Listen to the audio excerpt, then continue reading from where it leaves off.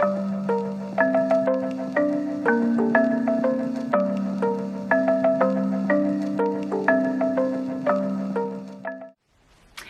everyone and welcome to this new episode of the Phileas podcast. This is episode number 5 already, and there's more and more of you following me, subscribing to this channel, which I really appreciate. Thank you so much as always for this.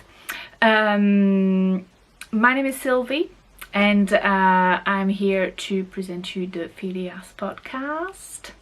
I am a French expat living in York, in North Yorkshire, north of England, and yeah, on this episode I'll be talking mostly about knitting. I don't have any sewing. I haven't had time to do any sewing at all the past few weeks.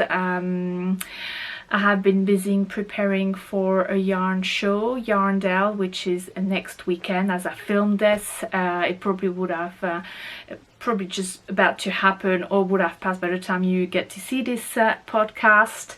I'm going to Yarndale as an exhibitor. I am Phileas Yarns. This is my hand-dyed yarn and I'll be selling it at Yarndale. There we are. You can find me on various social media, principally on Instagram as Sylvie_Phileasyarns, also on Ravelry at sylviephileasyarn without the S because it doesn't fit, for my personal page, or Phileas Yarns for the yarn page. Same for Facebook or Twitter, but I'm way less active on those. So Instagram mostly. Ravelry is pretty good. There's also a group which I tend to forget about, but never mind. As always, all these details of where to find me and everything I'm going to be referring to on this podcast will be found, apologies, on the box below, the description box below this video. And there's also timestamps to let you know of the various portions of this podcast. I think that's about it in terms of introduction. So I will gonna go and get started on the finished objects. I've got 3 finished objects for you today, and then I'll move on to some works in progress. I just kind of pause for a minute because I realized I forgot one of those downstairs. I'm gonna go fetch it in good time, and then I have a little wandering about to Edinburgh for the Knitathon. I took my camera with me to share that with you, and then we'll be talking a little bit about socks, I think. There we are, so let's get going then.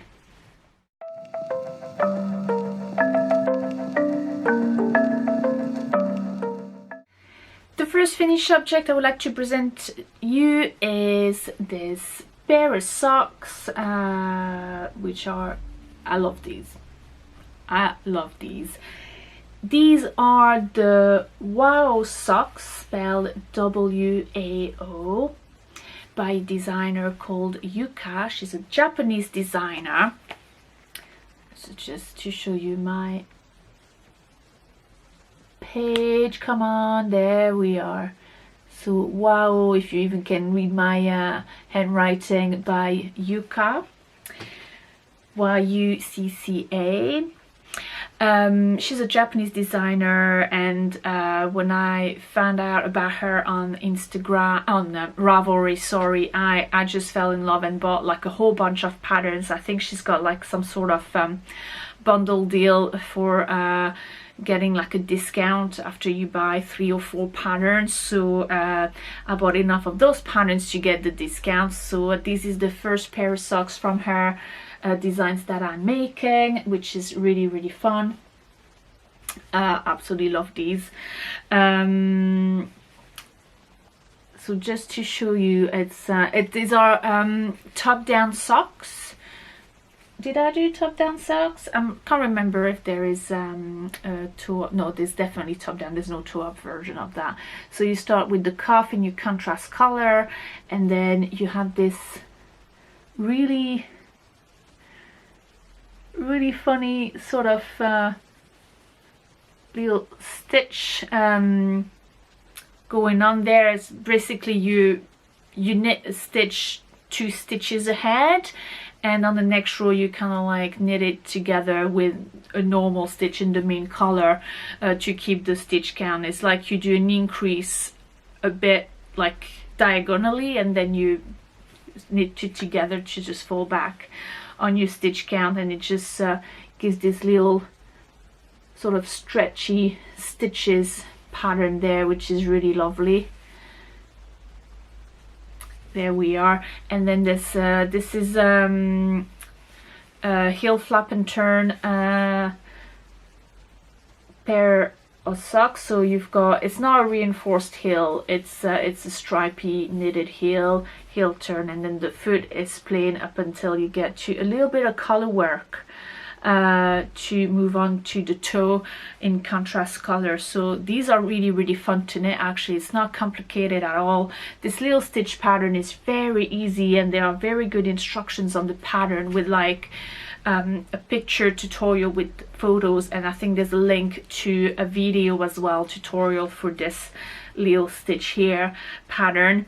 So that's really fun. It's really easy. The only thing is don't be too tight. You know, if you're a tight knitter, usually just be careful, because otherwise as it is a little bit worked as color work, it can be a little bit tight if you don't pay attention. Otherwise there's really no problem at all there. The yarns that I've used, before I forget, so my main color, so this white with black speckles, is hedgehog fibers. They're merino sock base. I did get it from a de-stash from my pal Gemma, Leo Grey Girl. She didn't have the ball band anymore, so I can't remember exactly, you know, I think it's just their hedgehog fibers, just basic sock yarn, but I think it's I did have some of them from way before. It's not the first time I used this sock yarn, and I'm pretty sure it's 85% merino, 15% nylon. Might be a 90-10, I'm not sure, but this, it's very soft. There's not a lot of nylon in it, so I'm quite, you know, pleased I got to use a contrast color, which is the Uncommon Thread Tough Sock, which is, hang on, 80% Bluefest Luster. I couldn't remember if it was a merino Bluefest Luster for a second. 20% nylon. The Uncommon Thread color that I've picked is Avocat, which is avocado in French. That's a bit of you know, nuclear avocado, a little bit. And the hedgehog fiber colorway is Typewriter, which I've been wanting to use for a while, so it was quite good to find it in the French stash to try it out. And I really love how they go. I did do a couple of modification on this. I've done 2 left socks.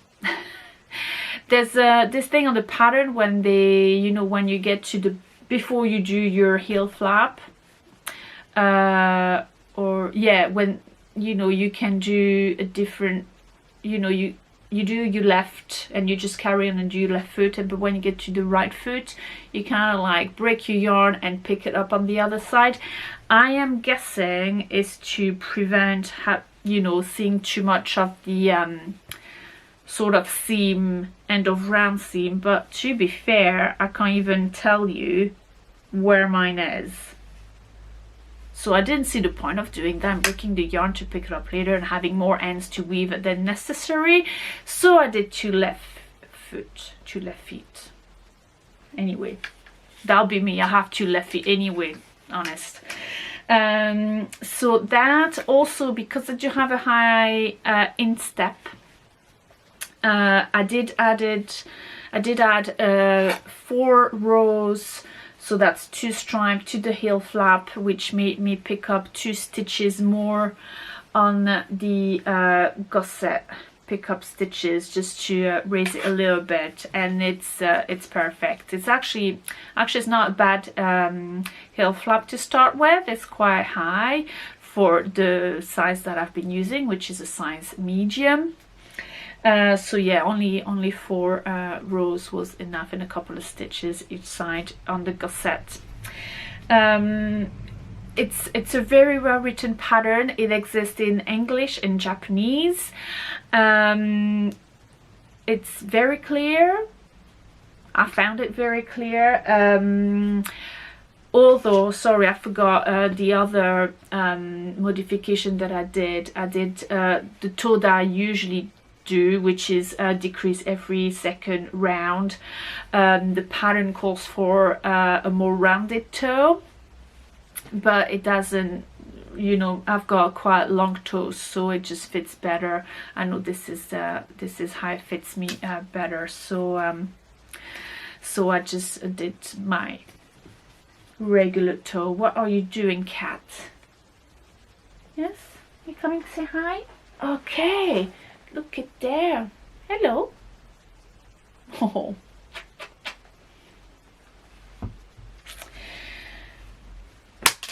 Totally distracted now. I don't know what I was supposed to tell you. Oh yeah, the one thing that I really liked as well, and it's probably because it is a Japanese pattern, you can there's a lovely range of sizes. It starts from there are 2 small sizes, or 2 small sizes, a medium and a large, so even if you got really small feet, it's really good. And there's a large gap between the medium and the large size in terms of casting on stitches, so it's, you know, I think it's really, it'd be really suitable for for men. Choking now, yarn fumes. So yeah, very happy about those. Just need to take some pictures for my Ravelry before I can put them in my sock rotation, because it's getting to that time of the year when socks are necessary. The next project I'd like to show you is my weekender. I have finished it. It is not blocked, so I will not show it on me. I'll wear it and show you what I'm wearing it on probably the next episode of this podcast. But I literally just finished it 2 days ago, so it's just ready for the blocking mat. I mean, it's really heavy. It is massively heavy. The Weekender is a pattern by Andrea Maury, which is Dreary Knits on many platforms, Ravelry, Instagram and everything. So this is the Weekender. I have used my hand-dyed yarn. This is a shop sample which I wanted to get ready for Yarndale. It's gonna be ready for Yarndale, which is good because it's gonna be absolutely awful weather and kind of cold already outside. So the auction mart inside, which is not really inside, yeah, I think this is gonna come in handy. So yeah, so I have used my hand-dyed yarn with 2 strands of yarn, one Wanderlust DK, which is Blue Fest Leicester 100% in the Palacio Real colorway, and the other one is the Rambler sock yarn, which is 80% Blue Fest Leicester 20% nylon in the Hot Dog in Coney Island colorway. So, and this to give me a quite thick worsted weight, just to show you the sort of mild effect that gives. So that's really cool. I'm really happy by how it turned out to knit up. I think it's really fun. Can I put it in the entire frame? I'm not too sure. Oh, but that's so heavy. I did a size medium for this, and I'm pretty much used 5 skeins of the DK. They're all 100-gram skeins, so 500 grams of double knit, and pretty much use 300 grams of the sock yarn. That makes it quite expensive sweater if you were to buy the hand-dyed yarn. Obviously I did not. This is my hand-dyed yarn, so this is quite, turns out to be quite economical for myself. Maybe not so much if you wanted to do the same. I think as an alternative, what you could do if you wanted to double strand and give a mild effect, you could probably buy the double knit as a commercial yarn on the cheaper side, and maybe use a nice speckled fingering weight or sock yarn from a hand dyer or not to as a treat and as the fun side, and to keep it interested, but try, you know, keep it within a more affordable budget. Obviously, yeah, that's probably the perk of dyeing your own yarn. I mean, you could do that too. You never know. It's just you can, you know, buy in bulk from one of the yarn suppliers and you know, experiment. Why not? But yeah, so that's a lot of yarn. So it's really, really heavy. Because it is so heavy, what I did, modifications, so just a reminder for how the constructions first, and I'll get to what I want to tell you in a sec. We start with doing the 2 hem bands. It's a high-low hem, so we do the front, we do the back, little hem there with the tubular cast on is the word I'm looking for. Tubular cast on, and then some 1x1 reb, and then we attached everything. We knit this sweater upside down, back to front, upside down, you know, on the normal stockinette, and then we turn it inside out too, because it shows on the reverse stockinette with this lovely slip stitch pattern here. Then we get to the we separate the front from the back, and we knit flat up to this sort of ribbed neckline, which is a boot neck, so it's actually straight. There's a little bit of shaping, but yeah, actually it's to have the drop of the shoulder. If you look, actually it's not, you know, it's not like that, it's the opposite way. It drops the shoulder instead of having straight shoulder and dropping the actual neck. And then we seam that with the 3 needle. We join the shoulder with a 3 needle bind off.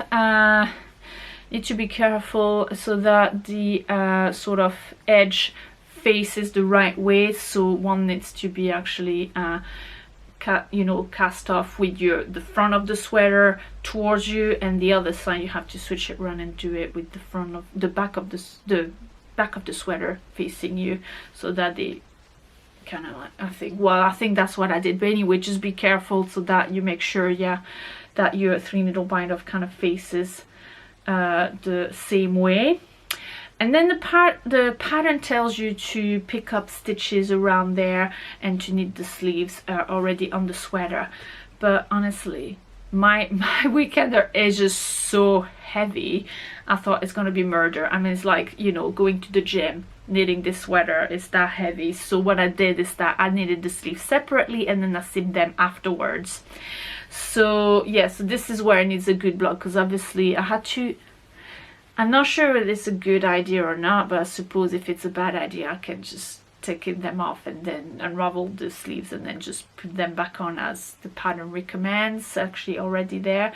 But yeah, this is where blocking is probably going to help, because I had to ease the sleeves in a little bit, so it's not, you know, it probably needs a good blocking and a bit of a stretch, so that it just evens out a little bit between the body and the sleeve. You can see here's a bit, it's not that great. Yeah, so that's the probably the main one of the main alterations I did to this sweater, is to knit the sleeves separately. The other one as well is that I lengthened the body of the, like it wasn't heavy enough. I had to lengthen the body of the sweater. I'm not a cropped person, so what did I do? I added 5 centimeters to the body. I'm just trying to find the right line in my notes. So that was fine. You know, you do that in the round, so there's no problem there. Just carry on knitting a little bit. I did alter slightly a couple of things on the neckline as well. The neckline, she tells you the way she does the tubular cast off, she puts her stitches in a Kitchener stitch position to graft. So instead of having everything on one needle, she kind of separates in 2 needles and then grafts. But she does that on an uneven number of stitches. I'm not sure how that works. Kitchener stitch is an even number of stitches, otherwise you're gonna end up with one weird one sticking out. So, and to be honest, it was quite tight, so I didn't like here she does that on the sort of Kitchener stitch bind off, which was very weird.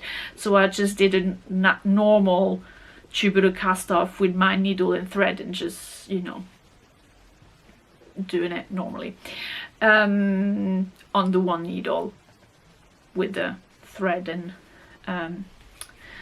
little like a sewn on tubular cast on, which is fine. And also the first time I did it on the number of stitches she recommends to cast off, and I was really tight. That was like strangle yourself with your weekender. It's a boat neck already, so it's straight, so it's, well, we'll see as I wear it, because usually I do like have a little bit of space. So to be honest, the weight of it is probably gonna help not clinging to my throat so much, but we'll see how that goes.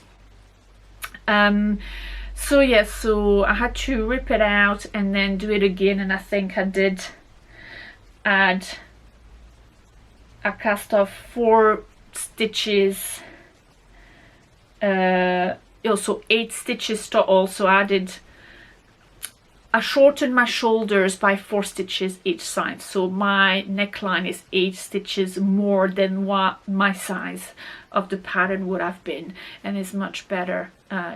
Yeah, it's a little bit better. Obviously it's a boat neck, so you're gonna see the t-shirt probably sticking out a little bit, but I'd rather have that than strangle myself with my sweater. And then I think that's about it. So yeah. So yeah, that's not too bad. So I'm pleased. I mean, I've tried it on, and it's a good fit. The sleeves are pretty, they're pretty hugging. They're very hugging my. They're not very wide, but I think that's what the pattern wants anyway. Kind of hugging sleeves, and then a bit of a boxy-ish. It's not hugely boxy, but just fine. So yeah, looking forward to give it a good block, and to wear it next weekend. Please be cold enough, actually. Please be cold enough so I can wear it. And finally, I wanted to show you the shawl I have been knitting for my sister. So first of all, sister, whom I love with all my heart, with all my life. If you're watching this, for whatever reason you're watching this episode in English, just move on to the next section, because I have not yet sent this item to the post, and I'm not sure by the time I get to post this on YouTube it will have reached you in Reunion Island. So on the safe side, if you don't want to spoil the surprise, just move on to the next section. Just look what time is the next section, just move on. For everybody else, this is, and then you're gonna be like, but it's the same that you're wearing. Yes, it is the same. I have knitted this lovely shawl, which is the exact one that I'm wearing. This is the Flyaway Twist by Vera Välimäki. There we are, that's the shawl. This is from the book Interpretations Volume 4. The pattern is, I think, now available as an individual pattern. Let me have a look. What have I done with my notes? I was so prepared. So yes, so this, you know, I first knitted this pattern shortly after learning brioche. Actually, that was my first, this one was my first actual brioche project. This is a shop sample that I've knitted using some Rambler again in the Hattie colorway, and this is Wanderlust 4-ply in the Brooklyn Sunset colorway. So when my sister wanted a new shawl, I thought, oh, that'll be nice, that'll be a good option, as I think that's a shape of shawl that she's gonna like to wear, more like scarfy than actual shawl. It's quite light, being all fingering weight, and it's very airy. So yeah, so if you remember, I've told you in last episode that my sister, when I've asked her to choose some colors, she pretty much shopped in my Etsy shop to choose a, you know, and she'd give me half the colorways that actually dye as a, oh, I like this and I like that. And I was more thinking into, oh, well, I can get some yarn off my stash to do that. So this was a good way to actually do a 2-color shawl and have a little bit of each. So actually this is going to be this side, the blue side is the prominent one. This blue here is Wanderlust 4-ply, so this is Phileas Yarn Wanderlust 4-ply 100% blue fest luster in the Fjord colorway. This is blowing up like crazy. This is more the color. And the contrast color, which is the gray, let's see, I absolutely can't see nothing of what I'm showing you, is La Bien-Aimée Merino Singles, so 100% merino.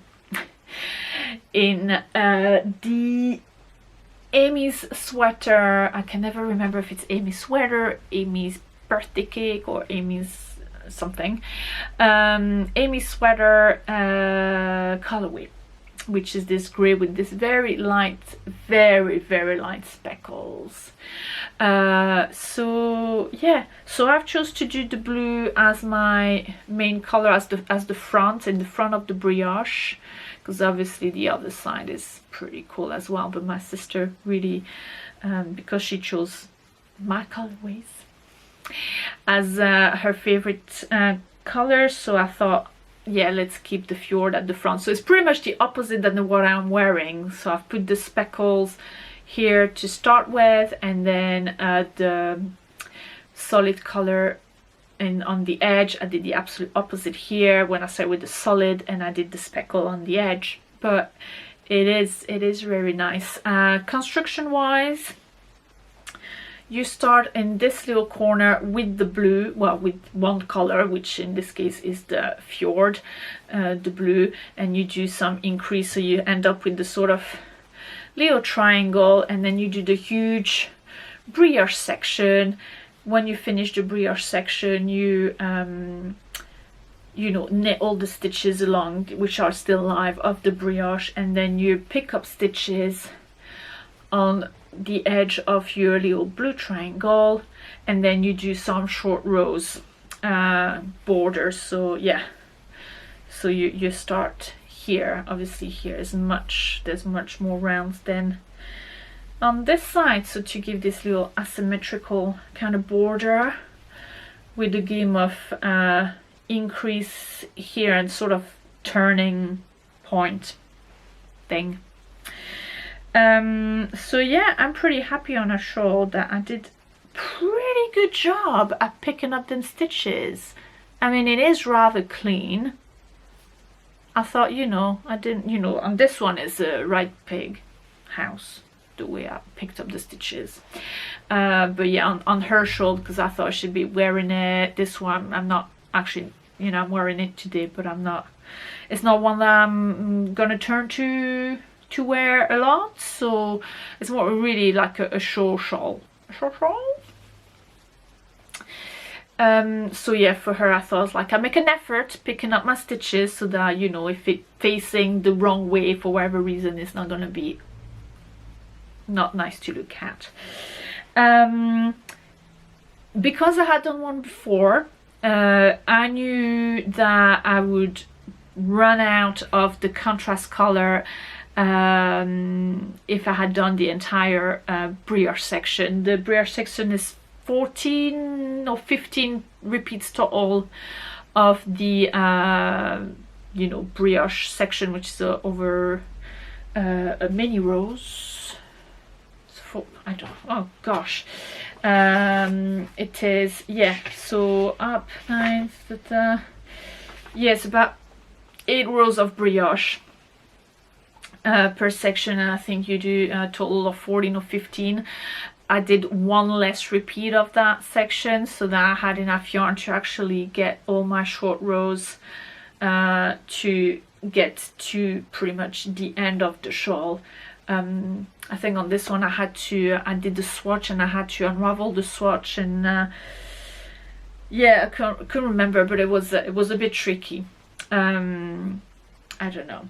So yeah, I mean, to be honest, there's hardly any difference. So, you know, I probably don't pick up the same amount of stitches as she said as well. I just, you know, when it comes to the border, it's like, yeah, turn here, fine, and then there's short rows, so many stitches after the last wrap and turn, so it's fine, you know, it's just improvise, carry on until finish the yarn and get to the end of the shawl. So there you go. So yeah, so this is gonna go to the post very shortly, and I hope she'll like it and that she'll wear it a lot alongside the other shawl I've knitted her.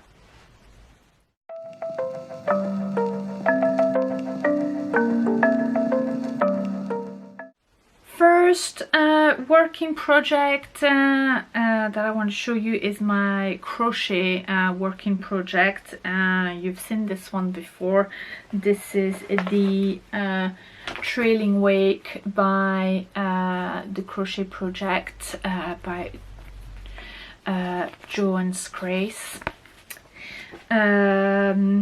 I have finished all the increases, so I'm about halfway through the project, and I kind of stalled again because now I'm at the point where the number of stitches is going to be the same, but it's you increase one side and you decrease the other, so it kind of like leans sort of asymmetrical, and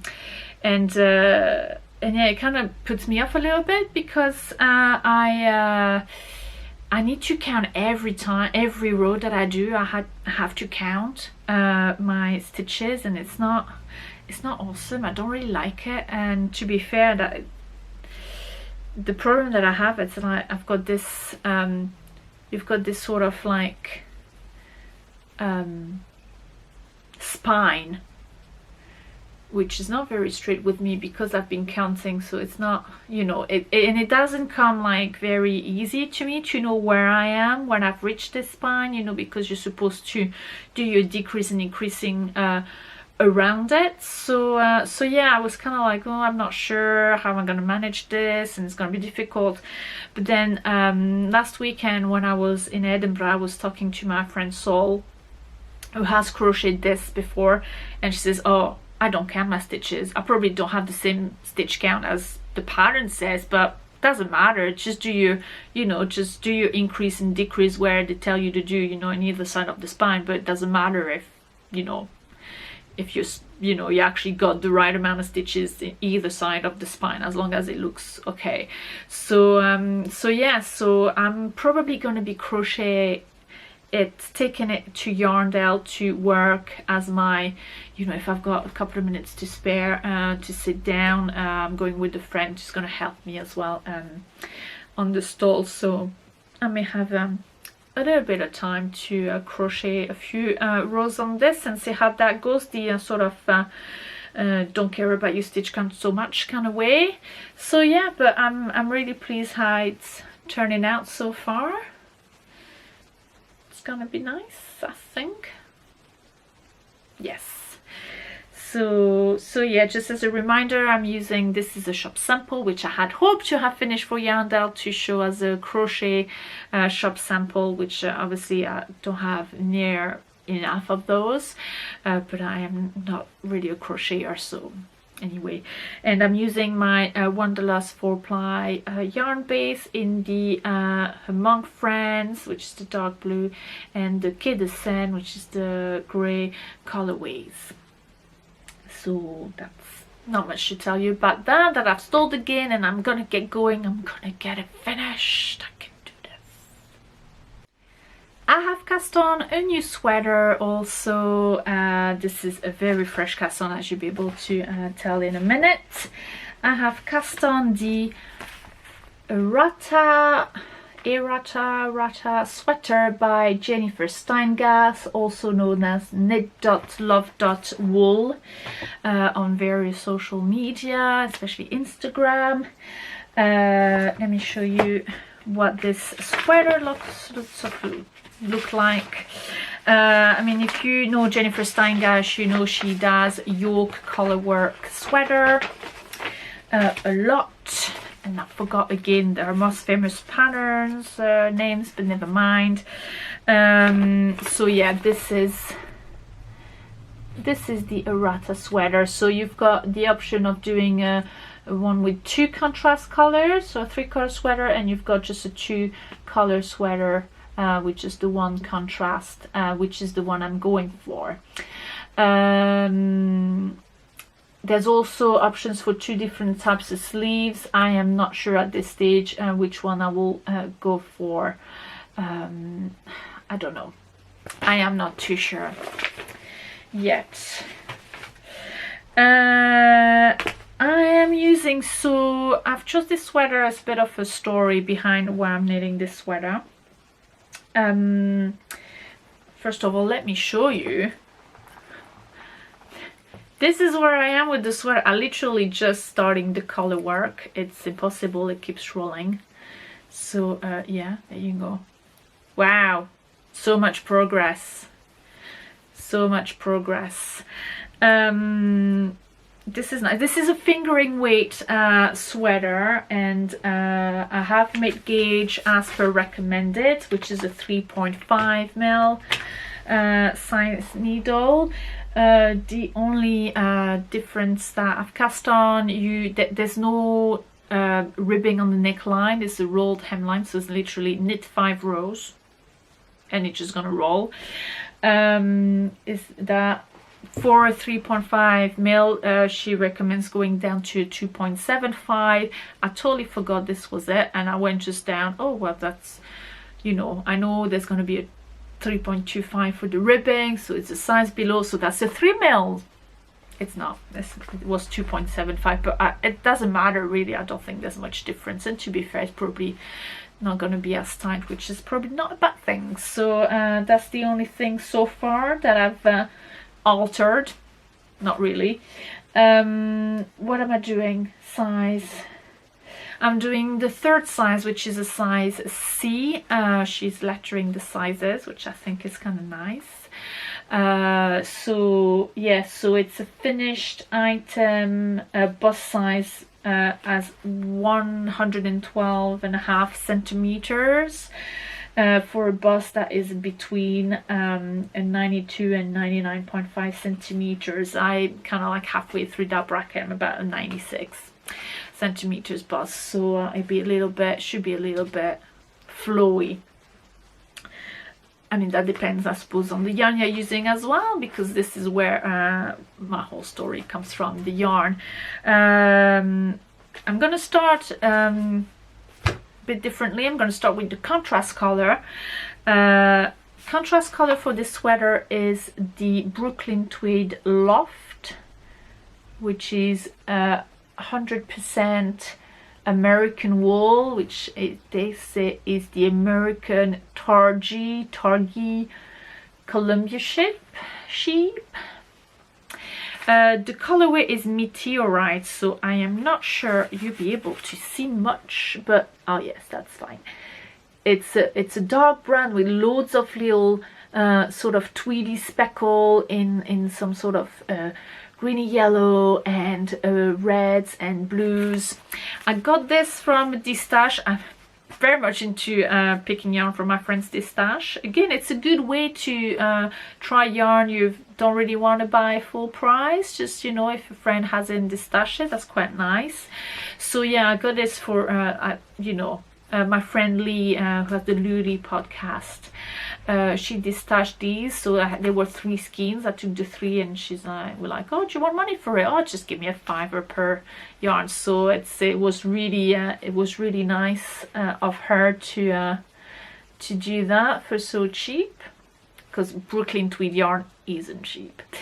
So yeah, so I had this, and I thought, what can I do with it? You know, I was like, oh, do I want a shawl? And I'm like, I'm not sure, this color shawl, I don't know. I thought, oh, that'll go well on them, you know, maybe on the yoke color work, because it's quite, it's soft, but it's a little bit dry, so I think it worked very well for color work. I mean, Brooklyn tweed have a lot of color work patterns. That was shortly before I went to Le Fil de la Manche, which is a yarn show in Normandy, and on my list of places I wanted to go visit at Le Fil de la Manche was La Boucle Laine.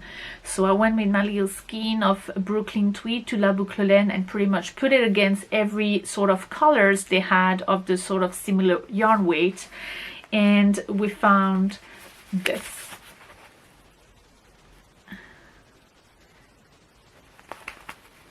Is there gonna be a little yellow one speckle that you can see? There's actually pretty, we reckon this was the best match. It's terrible, what am I doing? So this Boucle Laine is their Merino Angora blend, which is 90% Merino d'Arles, being the south of France. So it's still Merino, it's still very soft, but it's a little bit, it is not as cloudy soft, you know, it's a bit more, yes, I'm gonna say it's rustic. Yes, I do not like this word, but in this case, let me see. You've got bits of the countryside in it. It's definitely rustic. So it's a 90% Merino d'Arles and 10% Angora. This yarn, the sheep, it's all 100% French. They come from the west, sorry, the west side of France. Yeah, it's local. They're based in Brittany, Boucle Laine, and they, you know, they send it to a mill to have it spun in France. Everything is done as short circuit as you probably want it to be. The colorway is Verdier. There we are. So Boucle Laine, did that show you? There we are, a little bit, the whole thing. So yeah. So I went and I found this one, and then originally I did choose this one as just the one. I wasn't too sure if I wanted it to, you know, another contrast or this kind of things, but and at first I thought I was going to do the Birkin by Caitlin Hunter, but then I decided otherwise when it was time to cast on. And then looking around on Ravelry for different patterns, I found this pattern from Jennifer Steingas, and I was really pleased about it, because actually I've been you know, I've been hearing very good things about Jennifer Steingas's patterns in recent times, and I was pleased to have found a pattern that actually I wanted to knit and I had the yarn for, so I'm really pleased. And actually, to be honest, I do like it. Even the color work, the chart is, I like it better for me, for what I like to wear, than what the Birkin had. So I'm really pleased. So there's not much to tell you much about it now. Just, you know, I literally just started the color work, so this is a very much new work in progress. And so yeah, you're gonna have to wait until I knit a little bit more of it and show you the progress over the next probably couple episodes. I don't think I'll finish this in a month. Not with all the travels that's coming up. I probably won't take it. So yeah, never mind. It'll be done hopefully by the festivities. I was kind of thinking it will be a nice little not Christmas sweater, but like sort of, you know, I never wear actually an actual Christmas sweater, but you know, one that I could wear as a Christmas sweater, but not necessarily is a Christmas sweater, if you know what I mean. So yeah, a good couple of months to get this one done. There we are. Now, I thought I was be cutting this, but you know, make a pause, but I'm not gonna. Next section, we're gonna be talking about the Knitathon, which takes place in Edinburgh. I mean, I'm talking enough about what it is and what it's like, but yeah, so I hope it's gonna be okay. Obviously there's a lot of people in this video, so there's a lot of talking, so I hope the sound is not gonna be too bad for you. I'm trying to kind of level it as much as I could, but yeah, so I'll leave you to what is for me last weekend. I mean, you probably see there's screenshots of my phone to give you the time as which this happened, and it's got a date on it, which was the 19th of September. The 19th? The 16th? What's the date today? Jesus Christ, I don't even know what day it is. What if, oh my god, what day was it? Hang on, this is terrible. The 15th of September even. What? I've lost the plot completely. Right, never mind. Moving on, Knitathon.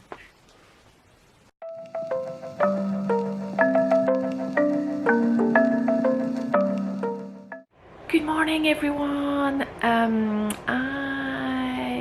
am speaking to you from Edinburgh just now. It is Sunday morning, about, I don't know, 8.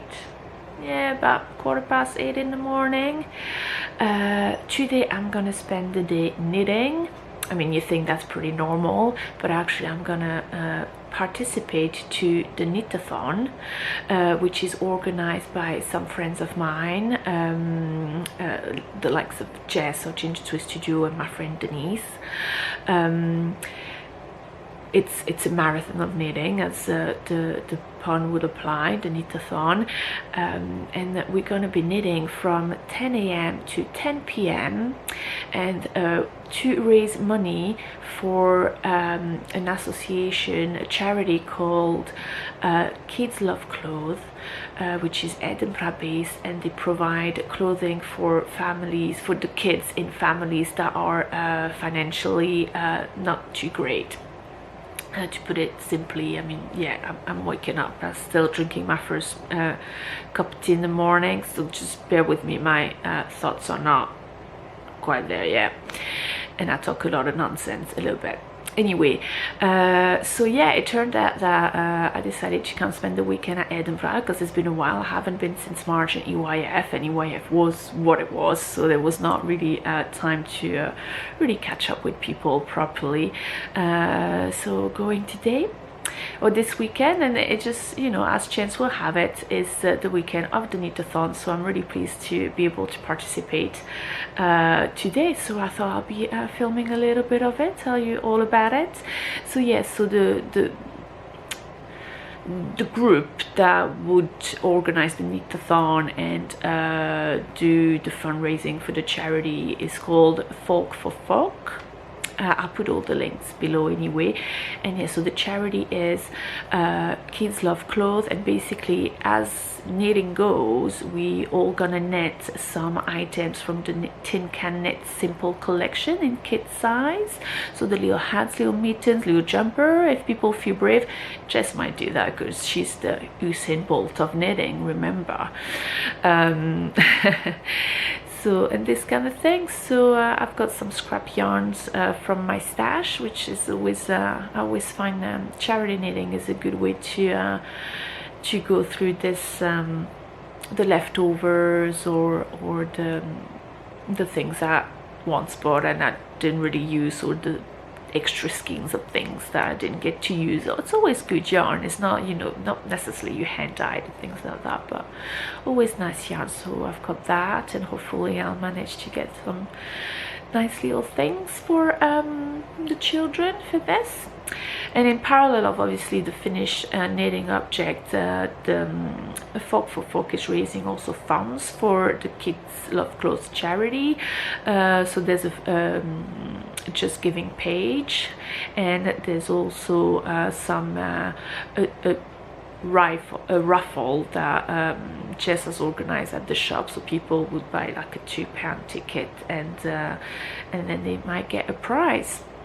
So that's also a nice way to raise money. So anyway, I'm gonna finish my tea quickly, and then I'm gonna get my things together, because typically I'm very unprepared. I haven't even sorted out my day bag. I need to do sandwiches. I need to shower as well, because I'm gonna be 12 hours over there, so that's gotta happen now. Yeah, oh, just one thing. So out of the 12 hours, we're going through 2 locations. The first location is the Ginger Tree Studio Dye Studio, Ginger's Hand Dyed Dye Studio. So that is a bit of the core of the knitting group from which the Folk for Folk is derived from. And then, so that'll be up till 4 o'clock in this afternoon, and then we're all moving to a pub, the Barrel House, I think it is, near the Loch End area of Edinburgh, for those in the know. That'll be until 10 o'clock, and then there should be more people. There's a lot of people from the knitting group that could make the first bit, and then, you know, everybody's invited that's about and wish to participate at least for 6 hours or whatever they can. So this is cool. There you go. I'll see you later. Yeah.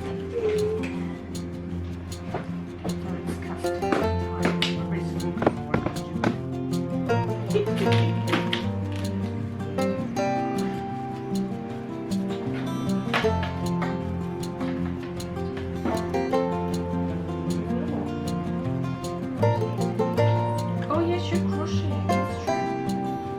I mean, as in today, I know you're crocheting.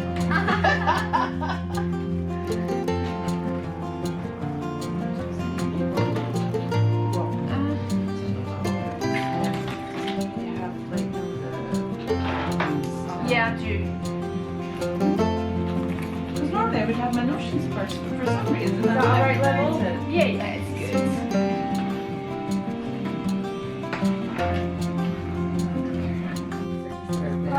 This year? Because they always put us like, now that we're going to be in the botanics, we're going to nothing about like biology at all. Never almost gets me off. It's weird. You have super spiritual thing.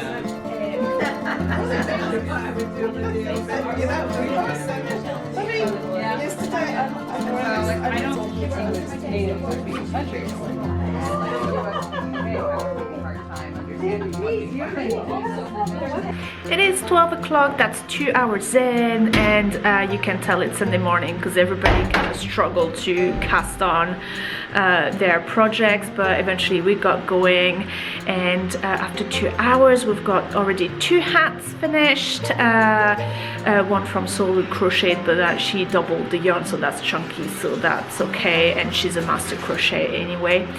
And obviously Jess, surprisingly, finished her hats in like an hour by the time she got started and things like that. Anyway, so yeah, not too bad. Progress is going well. And this one we were like, we're just 6 foot away. It is 2 o'clock, we're 4 hours in, and I've got 1 mitten down and 1 mitten to go.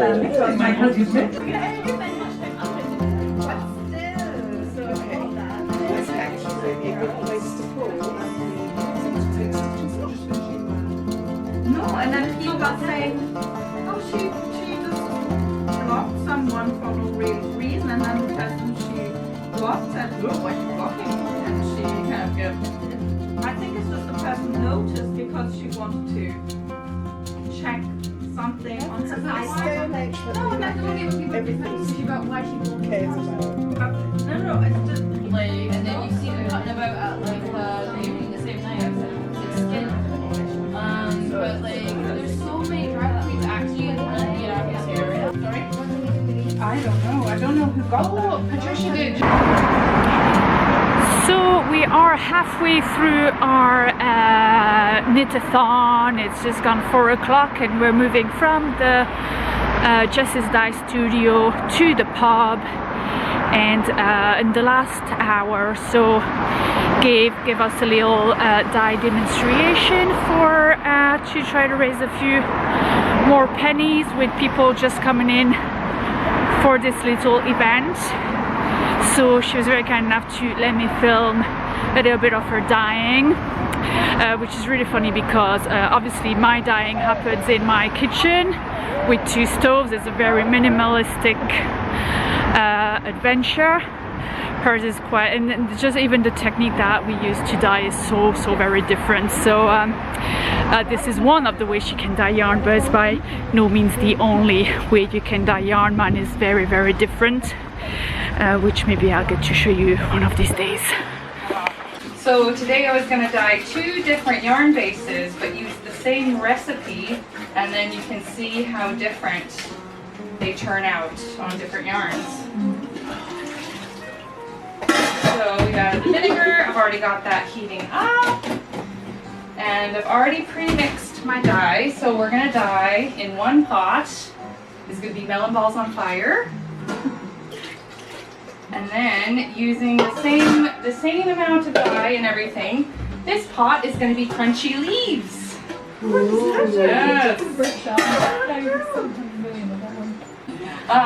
So yeah, so first this is the melon balls on fire. So this is on a white base.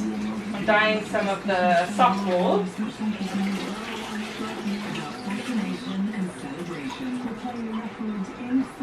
Okay. Add it to the pot. I'm dyeing 5 skeins at a time. It's usually what I do. So mix it round, then bring it up. A lovely orange. You can see it's going to be. And then I just try and mix it around so the dye hits everything, because it's really easy for like, you know, some colorways I'll be looking for the color to be more unevenly dispersed, but usually I try and get it quite even, because I do like a good semi-solid and don't want any like white patches.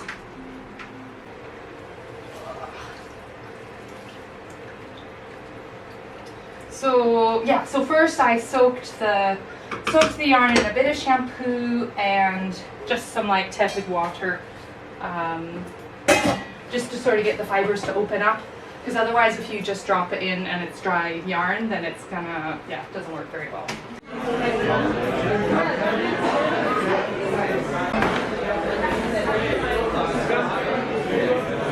Just so cute.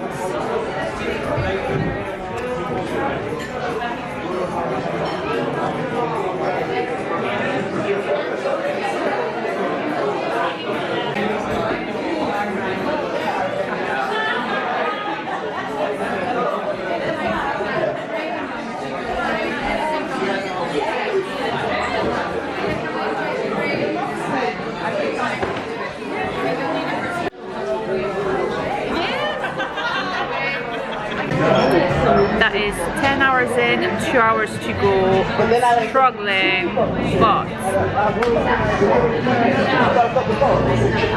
about 14 items knitted up already, and we reached the financial target, which is £1,000. We gone over that, fundraised over that, so that's really good. Yeah. Yep. Really kind of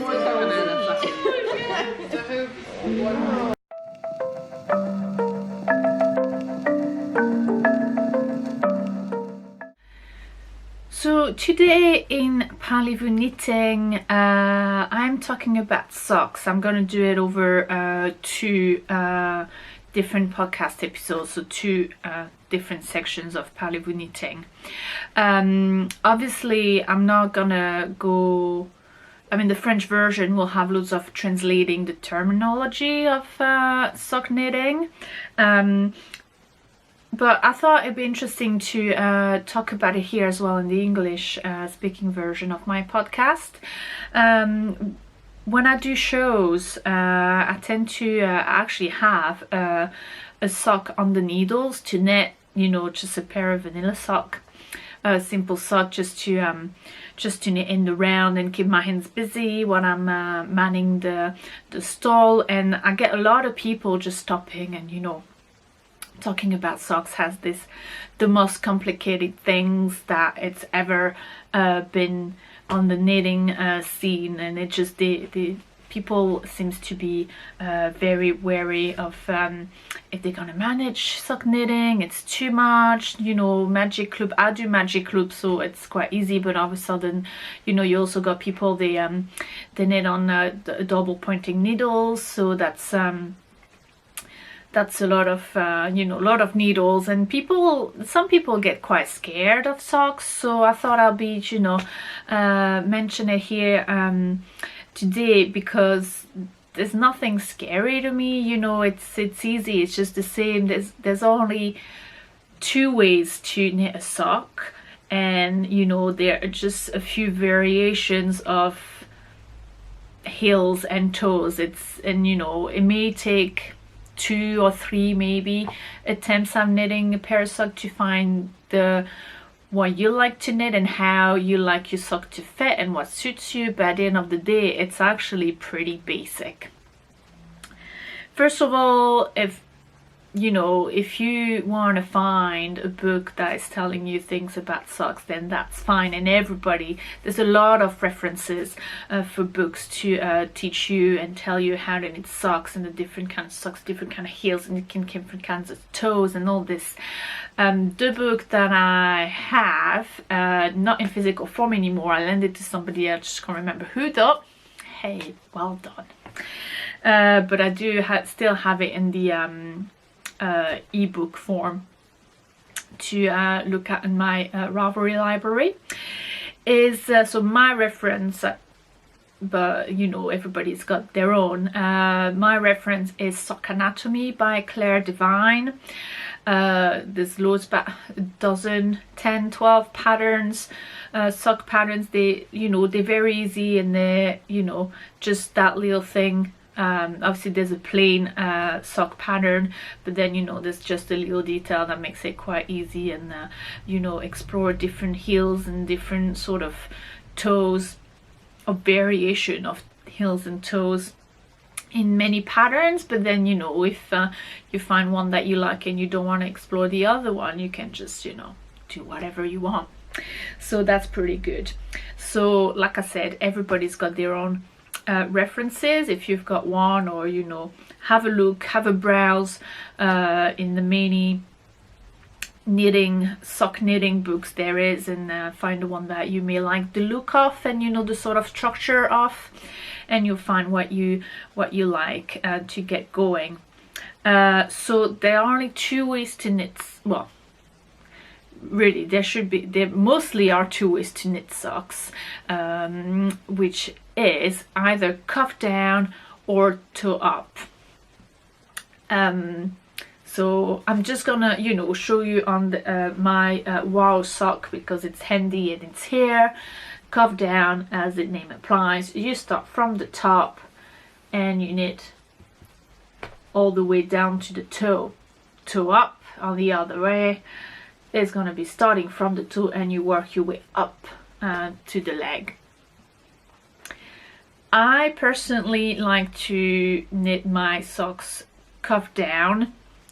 The advantage for me for a cuff down is that my socks fit. I don't have a problem with turning the heel at the right time so that my sock's gonna fit. I do not do a swatch for socks, so I could measure now on the sock how much, you know, my row gauge, and you know, trying to figure out, you know, how much actually rows I need on my heel and this kind of things, but it's too complicated. I'm too lazy for that. So I do prefer to do it cuff down.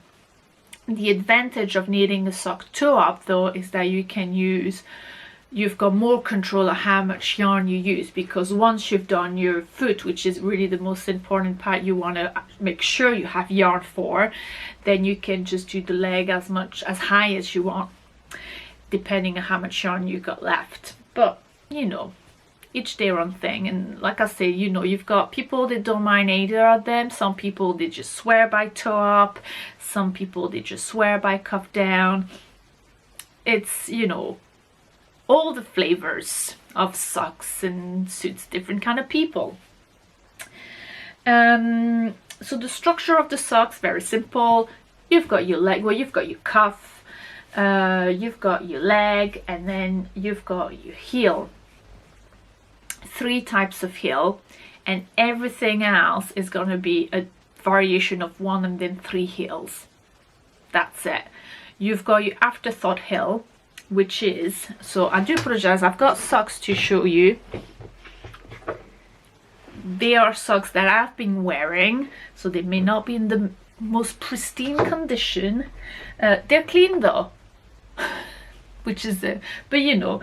So anyway, so I was saying, afterthought heel. So as you would see here, basically you need your sock basically as a big tube, and you finish your toe if you like, and then either you're going to place a waste yarn where you want the heel to be, or you just cut, as in stick, where you want your heel to be afterwards. There are two ways. I tend to always put some waste yarn if I do an afterthought heel, again because I'm too lazy, and it's just easier for me to pick up stitches from that than, you know, cutting. I don't know, I just like it better. So yeah, and then once you've got, you know, you put your stitches back on the needle, you're knitting around your toe, so it kind of like sticks out like that, you know. It's like you've got a little square in the middle of the sock, about, you know, only on the bottom, the back half of your stitches. That is an afterthought heel. Second heel is a short row heel, which is, you know, the next step up from an afterthought heel. Once you finish your leg, this is the sock that I've been wearing a lot, so it's not, you know, although it's not too bad, it's just a little bit, obviously the heel is where it's going to be, but you can still see a little bit. I mean, my socks are clean, but they live in the box where the cat likes to sleep, so there's a lot of cat hair. A lot of cat hair on my socks.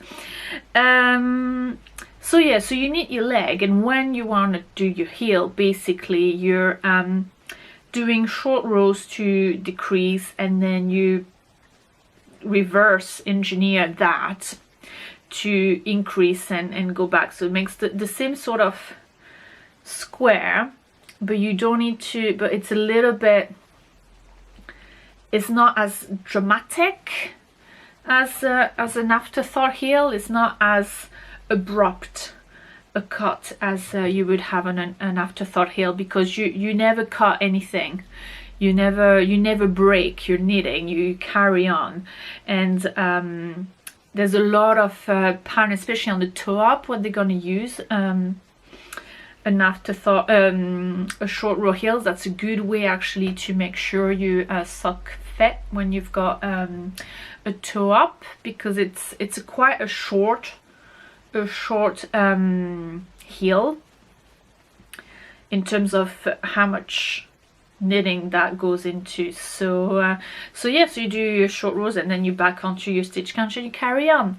I think one of the most famous short row heel, because the problem with short rows with the many people is that you find, I mean, you can see a little bit, you know, some people complain that there are holes when they do the short rows, because you're supposed to fix them as you you know, when you return to normal knitting, but some people, I guess, they don't like that so much, and it got holes. So one of the most famous short row heel there is about in the business is the Fish Lips Kiss Heel by Socks Therapist. I've put my foot around my notes. That is not very smart. That is right. The Fish Lips Kiss Heel, a Socks Therapist. I've never done a Fish Lips Kiss Heel because I do very, I mean, you can do a cuff down, it's not a problem to do that too, but it's not, pardon me, it's not my favorite heel either. I'm very much the third type of heel, which is heel flap and heel turn structure. I tend to say reinforced heel, but it's not necessarily the case. It's just literally a heel with a heel flap and a heel turn, and this is what this sock is. When you see, you get to your leg, and then you're gonna knit, instead of knitting in the run, you're gonna stop and you're gonna knit a flap, literally rectangle in back and forth, and then you're gonna do a short series of short rows to make a little cup, and then you're gonna pick stitches along the heel flap, and they're gonna make the gusset. That is the only sort of heel that calls for a gusset, unless you're like me and you want to put a gusset on your afterthought heel, which I did. But you know, that is there's a reason behind that. Again, that is, you know, sock knitting experience, I guess.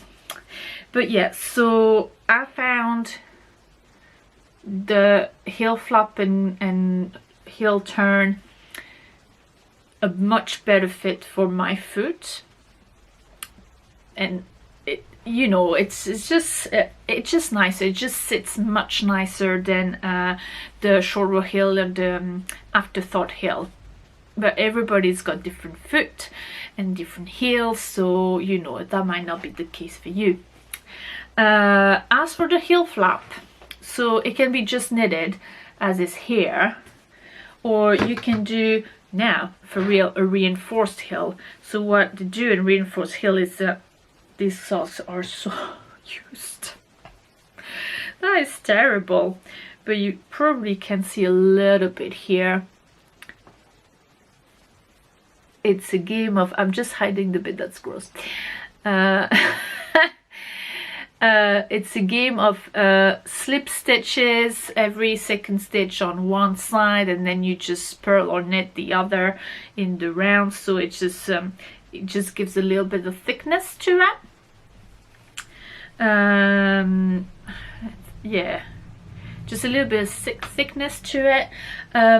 If you slip the stitches in the same, like every second stitches, but in the same sort of position, and then you have this sort of stripes going on in the back of your foot, like on this socks I just showed you there.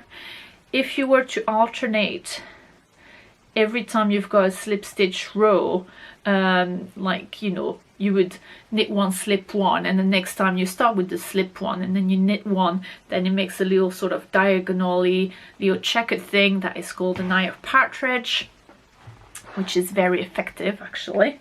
It's very nice.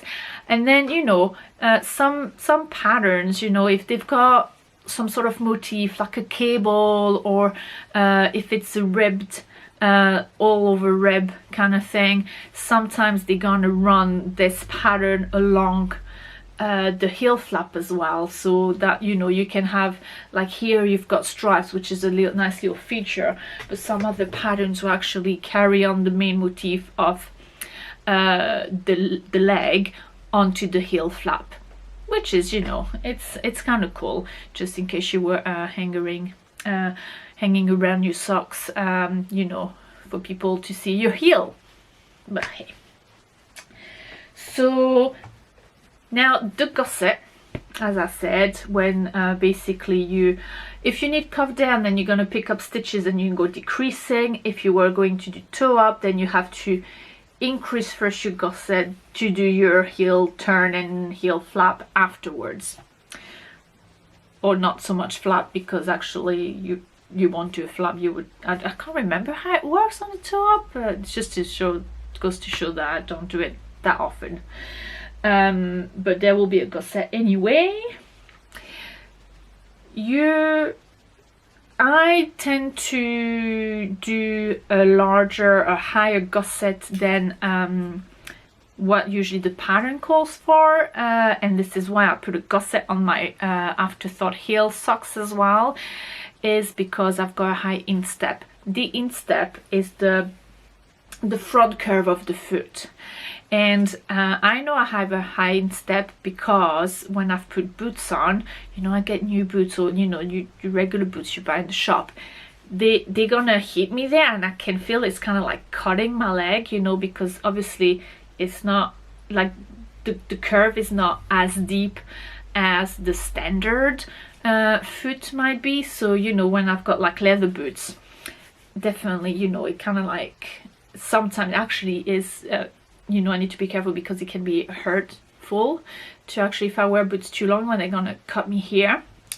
And I can see it as well on like high leg trainers of an American brand. I may not, you know, well, Converse shoes, I keep, you know, my Converse shoes, you know, when you've got your shoelaces and they keep very wide, they don't, you know, meet the two flaps with. So this is how I know I've got a high instep, so I need a higher gusset so that the sock doesn't, the heel doesn't slide off underneath my foot, which is what most of the Afterthought heel tends to do when I just do them plain like that. Or you know, there's a technique as you would do your Afterthought heel over more stitches than just the half, but it doesn't work either. So anyway, just top tip for a hair to know if you've got a high instep. This is how I know I've got a high instep. And then obviously, so you've got your gusset for your instep, and then you do your foot. Well, that's simple, just carry on.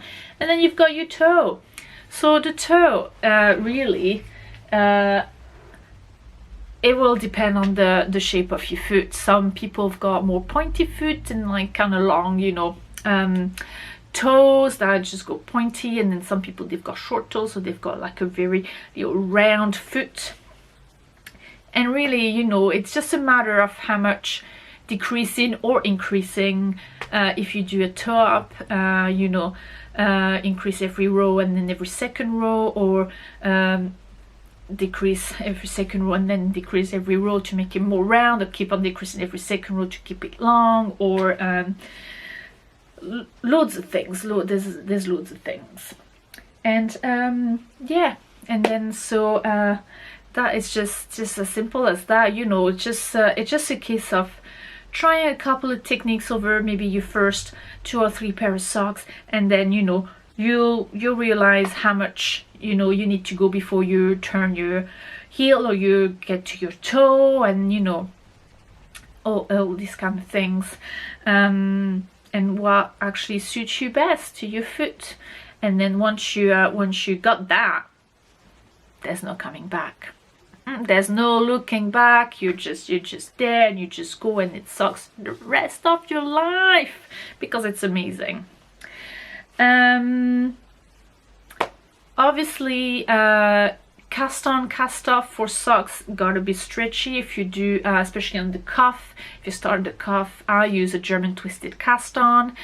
Some people like to do a do you know, I forgot already. Again, the tubular cast on. I've got a problem with tubular cast on today. The tubular cast on, too lazy for tubular cast on for socks, too fiddly. So I do a German twisted, and then if you want to do a toe up, you're gonna have to cast off your cuff with a stretchy one, which is the the Jenny Surprisingly Stretchy Cast Off, I think it is, which I use usually. If you want to cast on a toe at the toe, if you do a cast on, that's going to be the Judy's Magic cast on thing. Can't remember the name of it now. And or Turkish cast on, which is slightly different. And if you were going to finish by the toe, doing a cuff down, then you have to graft to do your Kitchener stitch, which I like to do, but then some people don't, but never mind. So it's not that simple. It follows the same sort of pattern, you know, the same sequence of things. Either you go up or you go down, but it's just boom boom boom, leg, heel, foot, toe, or toe, foot, heel, leg, and you know, it's just the same. And it's just, you know, variations of things. It's just a matter of finding which one you like best. So this is about it for this first part on socks. On the next part of socks, I wanted to talk to you about sock yarn and which kind of yarn is suitable for socks and this kind of things. But maybe also I may share with you some of my favorite sock patterns.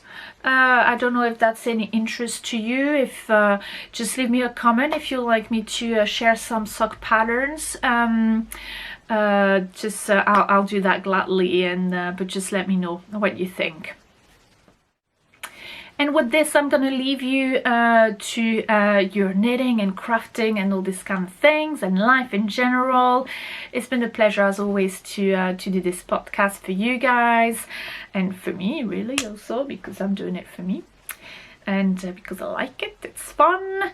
And so yeah, I've got loads of ideas of what I want to put in this podcast for the next few episodes, so we'll see how it turns out. I'm not making any promises, because if these ideas don't turn out as well, you know, as well as I'd like them to be, I don't want anybody to be disappointed, especially not me making false promises.